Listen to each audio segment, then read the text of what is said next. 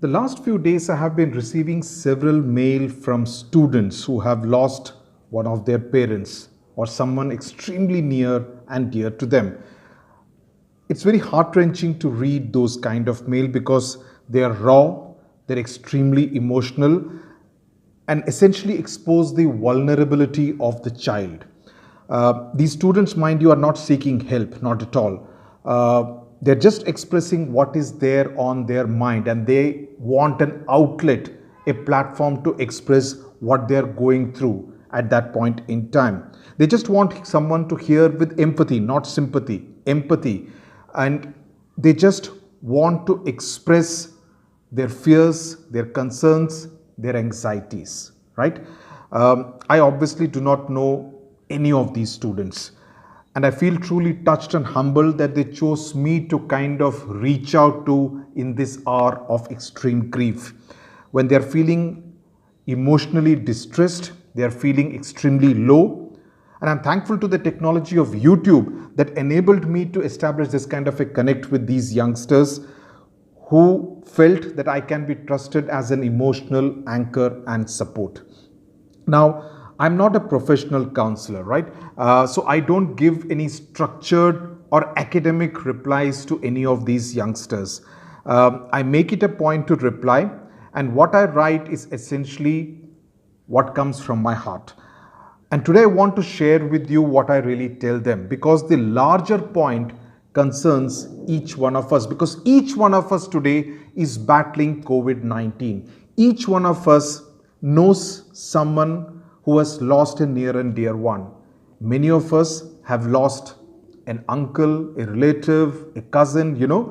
So each one of us in that sense understands the sense of bereavement. We are all in mourning. India today is a nation in mourning. I wouldn't take any names, nor would I show any males out here. There was this boy from the eastern part of India who had written to me saying that he lost his father and said he's not able to concentrate at all. And every time he opens his books, the face of his father comes right in front of him and he's unable to proceed. Now, I can completely understand that. I can completely understand that because you spend so many years with a near and dear one, with someone you love so much, right? And someone who loved you so much. And suddenly he or she is not there. It's the feeling of a vacuum. You understand a vacuum? It's a feeling of a vacuum, and that absence can be numbing. That person is now a photograph on a wall, right? And that change, that transformation can be emotionally extremely traumatic. It can put your brain into a deep freeze of sorts. I told this boy to try, and I told him also that it won't be easy. I admit it won't be easy, but try to convert the negative energy that he's feeling right now into some kind of a positive energy, something which gives him a momentum of sorts. That every time he thinks of his father, his late father, remember what he would have wanted you to achieve in life. Use that as an energy to propel you further through these depressing times. And if you think you are indulging in any kind of an activity which your father would not have approved of, that should be a deterrent for you, and that should help you do a course correction, keep you on the right path. So think of your father, I told him, as a guardian angel looking after you, being with you in this extremely important time, especially important for you academically. So the next 1 year, 10 months, to start with, think of only one thing, that I am going to do this for my late father. I am going to do this for my dear beloved late mother, my brother, or anyone you may have lost tragically to COVID-19. And this is your dedication, this is your Shraddhanjali. This is your Shraddhanjali to show that you are worth feeling proud of. So if any one of you has lost someone who was really a loved one, do it for them. Give them your Shraddhanjali. Do what they would have felt proud of you for.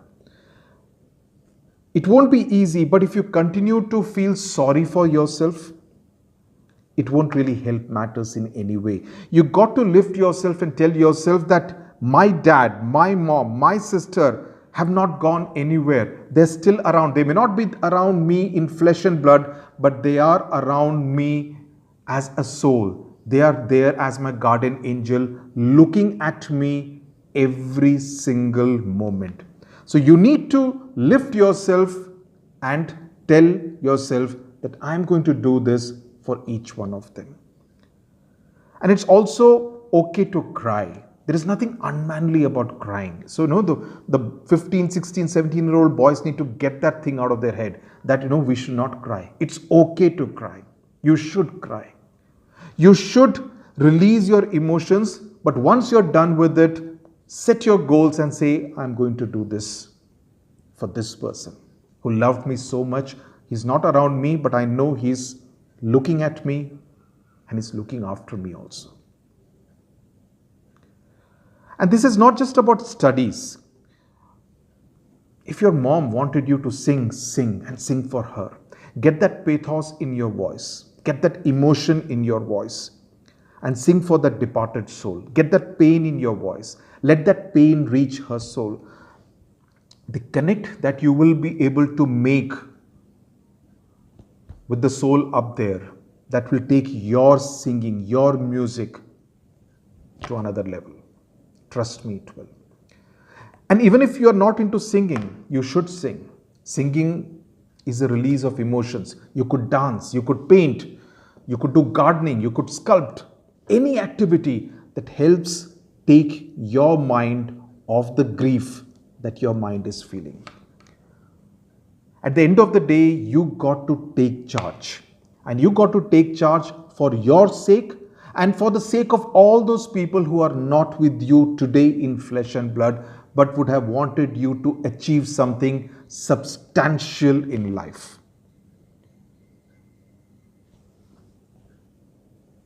My condolences to everyone who has lost a near and dear one. As I said, we are all a nation in mourning right now. But we need to kind of say, my Shraddhanjali, my dedication, I dedicate the next 365 days to this person who loved me so much. I'm going to do it for him. I'm going to do it for her. God bless you. Love you all.